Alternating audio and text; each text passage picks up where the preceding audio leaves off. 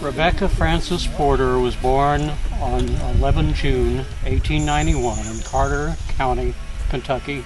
Died on November 1, 1927 in Carter County at the age of 36. She was buried in Fairview Cemetery, Elliott County, Kentucky. Noted events in her life were: her obituary was published. Mrs. Robert Porter Nickles, wife of Robert Nickles, born June 11, 1891, fell asleep in the arms of Jesus on November 2, 1927 at 1:15 p.m.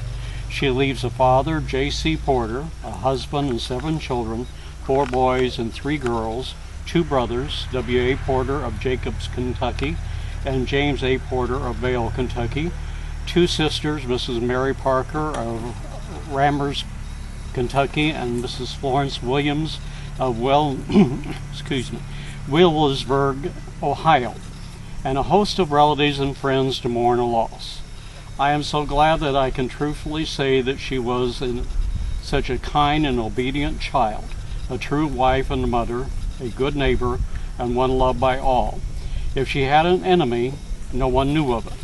She had been troubled by her stomach and nerves for 10 years, and had been a constant sufferer. But she stood like a hero and fought until the end, enduring to make a living for her children. Her husband stood by her till the end, proving a faithful friend. Dr. L.F. Robbins of Ashland assisted the family in tending to all that could be done to her in the last years, and her family was so kind and stood so close to her during her illness, as well as many of her relatives and neighbors. And all that loving hands could do was done to save her, but it was God's time to call her home, and he did his best, so best known to him as why. It is appointed unto man once to die, and after death the judgment. She was ready for the call, is the best part of any obituary. Some 15 years ago she prepared for the journey she had taken on November 2nd. Some 3 or 4 days before the end came, she got so happy she shouted, got out of the bed on her feet, and gave glory to God the glory, and asked the remainder of those around her, why don't you all praise God?